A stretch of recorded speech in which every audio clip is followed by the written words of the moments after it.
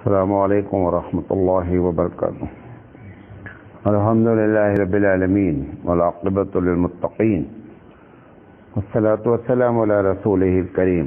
محترم حضرات، ہم آپ سے لگاتار درس حدیث کر رہے ہیں اور آج اس کا درس نمبر 211 ہے۔ ہم اس حدیث پر آپ سے لگاتار بات کر رہے ہیں کہ مسند احمد کی روایت ہے اور حضرت معاذ بن جبل رضی اللہ تعالی عنہ سے نبی کریم صلی اللہ علیہ وسلم نے 10 باتوں کی وصیت فرمائی ہے۔ اس میں سے 9ویں بات، 8 باتیں ہم آپ سے ذکر کر چکے ہیں، آج جو ہے وہ 9ویں بات ہے۔ بسم اللہ الرحمن الرحیم۔ وَأَنفِقْ عَلَىٰ عَيَالِكَ مِن طَوْلِكَ۔ اللہ کے رسول صاحب نے فرمایا کہ ایک معاذ بن جبل، میں تم کو اس بات کی وصیت کرتا ہوں کہ اپنے گھر والوں پر اپنی طاقت کے مناسب خرچہ ضرور کیا کرو۔ یہ بھی ایک زبردست ٹاپک ہے کہ اس میں اسلام کی کیا پالیسی ہے خرچہ کرنے کے بارے میں، کیونکہ یہ سب کا ڈیلی کا ہماری زندگی کا ایک مسئلہ ہے اور وہ مسئلے ضرور کلیئر ہونا چاہیے جس کا تعلق ہماری روزانہ کی زندگی سے ہوتا ہے۔ دیکھیں، خرچہ کرنے کے بارے میں سب سے پہلی بات، 2-3 باتیں بتاتا ہوں، میں دعا کرتا ہوں اللہ سے کہ میں آپ کو اپنی بات سمجھا لے جاؤں۔ سب سے پہلی بات تو یہ جان لیں، پیسہ کمانا اسلامی پالیسی ہے۔ پیسہ کمانا اسلامی پالیسی ہے۔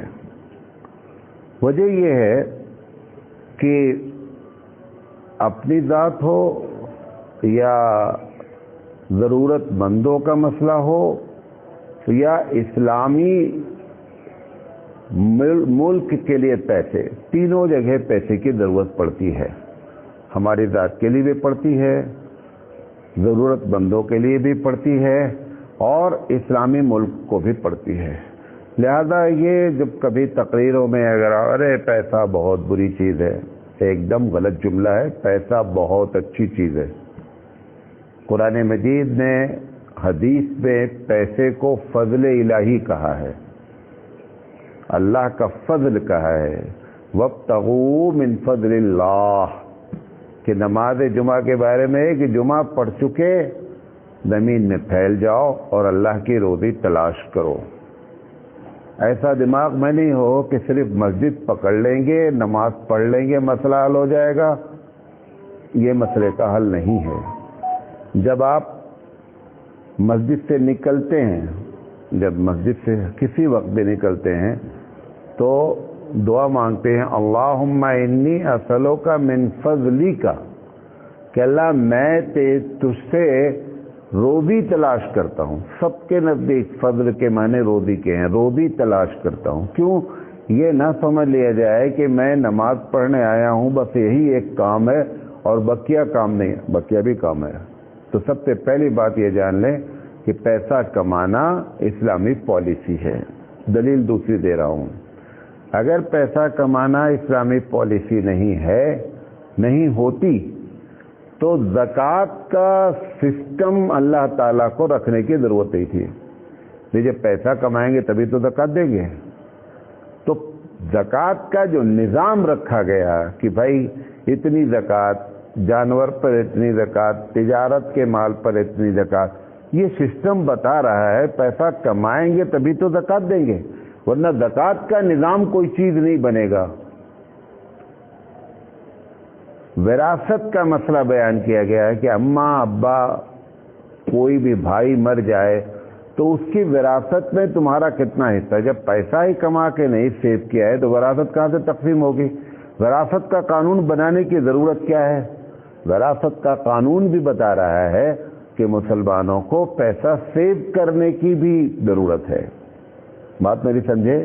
پیسہ کمانا ایک مسئلہ، پیسے کو اپنی ضرورت کے مطابق جمع کرنا یہ دوسری ضرورت۔ تو یہ دونوں بات سب سے پہلے کلیئر ہونا چاہیے کہ یہ جو ہم جملے بازی بولتے رہتے ہیں پیسہ برا ہے، یہ وہ، پیسہ بہت اچھا ہے۔ ہر چیز بری ہے جب اسلام کے خلاف استعمال ہو. طاقت ہے، طاقت بہت اچھی چیز ہے. طاقت کو ظلم کے لیے استعمال کر لیا جائے طاقت بری ہو جائے گی. کھانا بہت اچھی چیز ہے، حد سے زیادہ کھا لیا جائے کھانا برا ہو جائے گا. تو وہ ہر چیز میں ہے، اس میں کوئی وہ ایک نہیں بات ہے. تو ایک بات سمجھے. نمبر 2، یہاں پہ جو نصیحت کی جا رہی ہے حضرت معاذ بن جبل کو کہ اپنی طاقت کے مطابق خرچہ کرنا ہے اپنے گھر والوں کو. تو 3 چیزیں ہوتی ہیں بنیادی طور پر. سب سے پہلی چیز تو یہ ہے، اس پر کسی کا اختلاف نہیں ہے، یعنی چاروں ائمہ یا مسلمانوں کا جتنا بھی طبقہ ہے، جتنا بھی فرقہ ہے، جتنے بھی مسلک ہیں، اس میں کسی کا اختلاف نہیں ہے کہ گھر والوں کی ذمہ داری اٹھانا مرد پر واجب ہے. گھر والوں کی ذمہ داری اٹھانا ہر اس مرد پر واجب ہے جس کے ہاتھ پیر سلامت ہیں. وہ چاہے مزدوری کر کے کرے، چاہے آفیسر بن کے کرے، لیکن لازم ہے، چاہے تجارت کے ذریعے کرے، لازم ہے کہ وہ اپنے گھر والوں کا خرچہ اٹھائے. گھر میں کون ہوتے ہیں؟ گھر میں سب سے پہلے والدین ہوتے ہیں، اس کے بعد بیوی ہوتی ہے، اس کے بعد بچے ہوتے ہیں. یہ 3 لوگ اوریجنل گھر والے کہلاتے ہیں. اس کے بعد جو سیکنڈ گھر والے کہلاتے ہیں کہ اگر باپ کا انتقال ہو گیا اور بھائی بہن نابالغ ہیں وہ بھی گھر والے ہیں. نمبر 4، باپ کا انتقال ہو گیا، بھائی بالغ ہے، وہ گھر کی لسٹ سے نکل سکتا ہے، لیکن بہن اس وقت تک نہیں نکل سکتی جب تک کہ اس کی شادی نہ ہو جائے. چاہے وہ 30 سال میں شادی ہو اور چاہے 18 سال میں شادی، اس سے کوئی بحث نہیں. وہ بھی ہماری گھر کی ایک فرد ہے. ہم بھائی پر جو کما رہا ہے ہر حال میں اس کو ان کی ذمہ داری اٹھانی ہی اٹھانی ہے. وہ یہ کہہ کر کے کہ میں بھائی ہوں میرے اوپر ذمہ داری نہیں، ذمہ داری ہے ہر حال میں اٹھانی ہے. چوتھا، وہ بہن جو مطلقہ ہو گئی، وہ بہن جو بیوہ ہو گئی اور اس کے سسرال میں اس کا کوئی جگاڑ نہیں ہے، تو بھی اس کے بھائی کی ذمہ داری بنتی ہے کہ وہ اس کو اپنے گھر کا ایک فرد جانے. کتنے لوگ ہو گئے؟ 5 لوگ ہو گئے. نہیں سمجھے بات میری؟ سب سے پہلی کیٹیگری میں کون ہے؟ اماں ابا بیوی بچے، یہ فرسٹ کیٹیگری ہے. نمبر 2 کیٹیگری کون ہے؟ میں گھر کا ذمہ دار ہوں، ابا کا انتقال ہو گیا، ابا یا تو انتقال ہو گیا یا ابا بوڑھے ہو گئے ہیں اور ابا کما نہیں سکتے ہیں، ابا کی کوئی انکم نہیں ہے، تو چھوٹے بھائی بہن بھی اس گھر کے سیکنڈ کیٹیگری کی ذمہ داری ہمارے اوپر ہے، جن کی ابھی شادی نہیں ہوئی ہے لڑکی کی، اور لڑکا جو ابھی نابالغ ہے، یعنی بھائی ہمارا جو نابالغ ہے اس کی ذمہ داری بھی ہے. اور اس کے بعد لڑکی جب تک شادی نہیں ہوتی ہے وہ میری بہن ہے، لازم ہے کہ ہم اس کی ذمہ داری بھی اپنے اوپر محسوس کریں. اور اگر بہن ہماری بیوہ ہو گئی یا مطلقہ ہو گئی تو کہاں جائے گی؟ وہ میکے ہی آئے گی. بھیا کی ذمہ داری ہے کہ اس کو بھی اپنے گھر کا ایک فرد سمجھے. یہ ہے بیسک کنبہ. بات سمجھے میری؟ ان کی ذمہ داری ہر حال میں اٹھانا ایک مسلمان پر واجب ہے، اور اس کا ثواب ایسا ہے جیسے کہ آپ اللہ کے راستے میں خرچہ کریں. یہ بھی سمجھ لیں، ایسا نہیں ہے کہ ہم اپنے بچوں پہ جو خرچہ کرتے ہیں، اگر حلال کمائی ان کے لیے کما کر کے بیوی بچوں پر والدین پہ خرچہ کی جاتی ہے تو دارمی کی روایت ہے، صحیح روایت ہے کہ اس کا ثواب ایسے ہوتا ہے جیسے آپ صدقہ کریں. یہ مطلب نہیں کہ آپ بچے کو صدقہ دے رہے ہیں، نہیں، صدقے کا جو ثواب ہے وہ ثواب آپ کو یہاں ملے گا اگر حلال کمائی ان کے لیے کی جا رہی ہے، اور یہ سمجھ کر کہ شریعت نے ہمارے اوپر یہ ذمہ داری ڈالی ہے، ہم کو کرنا چاہیے. نمبر 1. نمبر 2، ایک ساتھ ایک آدمی پہ کئی خرچے آ گئے ہیں تو प्रेफरेंस किसको दिया जाए, तरजीह किसको दिया जाए। मतलब घर वाले जो कैटेगरी बताई वो एक हैं, दूसरे रिश्तेदार हैं, तीसरा पड़ोसी है, चौथा इंसान जो जरूरतमंद है। ये चारों आपके पास परेशान है। ऐसा भी हो सकता है कि घर वालों को भी पैसे की जरूरत है, रिश्तेदारों को भी पैसे की जरूरत है, पड़ोसी भी परेशान है, और आप इंसानियत के नाते इंसान भी परेशान है। ये चारों एक साथ प्रॉब्लम आ गई है। ऐसी शक्ल में आप प्रेफरेंस किसको देंगे? तो इसकी दो शक्ल हो सकती है। इतना अगर पैसा है कि हम अपने घर के अलावा किसी पर तरजीह नहीं दे सकते हैं, तो तीनों कैटेगरी को नेग्लेक्ट किया जाएगा, छोड़ दिया जाएगा। सिर्फ किसको देखा जाएगा? अपने घर वालों को, जो कैटेगरी आपको बताई पहले, उन पर ही आपकी जिम्मेदारी बनती है। मुस्लिम शरीफ की दलील दे रहा हूं। मुस्लिम शरीफ की रवायत है कि एक आदमी 1 दीनार खर्चा करे अपने गुलाम पर, बाद रवायत में है कि अपने जानवर पर, बाद रवायत में है रिश्तेदारों पर। लेकिन अगर उसने 1 दीनार अपने घर वालों पे खर्चा किया, आप सल्लल्लाहु अलैहि वसल्लम ने फरमाया कि सबसे अव्वल दीनार वो है जो घर वाले पर खर्च हुआ। तो प्रेफरेंस किसको दिया जाएगा? घर वालों को सबसे नंबर 1 पर। उस आदमी के लिए जिसके पास इतना ही पैसा है जो अपने घर का खर्चा चला सके, उसके लिए मस्जिद बन रही है, मस्जिद में खर्चा करे, कोई जरूरी नहीं। उसकी मस्जिद वही उसकी फैमिली ही है। जो सवाब उसको मस्जिद में खर्चा करने के मिलेगा, वही उसको अपने फैमिली पर भी खर्चा करने का सवाब मिलेगा। ये जब महदूद आमदनी और प्रॉब्लम्स डिफरेंस, बात समझ रहे, लिमिटेड इनकम है और प्रॉब्लम्स एक साथ आ गई हैं, तो पहले, सबसे पहले आप किसको तरजीह देंगे? अपने घर वालों को तरजीह देंगे। नंबर 3, कब सेव किया जाएगा पैसा? पैसे को सेव करना भी शरई उसूल है। किसके लिए? घर वालों के लिए। अल्लाह के रसूल सल्लल्लाहु अलैहि वसल्लम ने फरमाया कि अपने घर वालों को फकीर और फक्र की हालत में छोड़ के नहीं मरो। मतलब ऐसा नहीं मरो, नहीं सब अल्लाह के रास्ते में लुटा देंगे, अल्लाह देखने वाला है। ये बेकार की बातें हैं। समझदारी से समझो, इस्लाम को समझने की फिक्र करो। हमारे ऊपर जो जिम्मेदारी डाली गई है वो जिम्मेदारी आप पूरी करेंगे, तब अल्लाह देखेगा। ये नहीं है नहीं अल्लाह तवक्कल है, सब हो जाता। अल्लाह तवक्कल। नबी करीम सल्लल्लाहु अलैहि वसल्लम अपने घर वालों के लिए 1 साल का जेब खर्चा और खर्चा एडवांस देते थे। उनसे ज्यादा तवक्कल आपके पास है।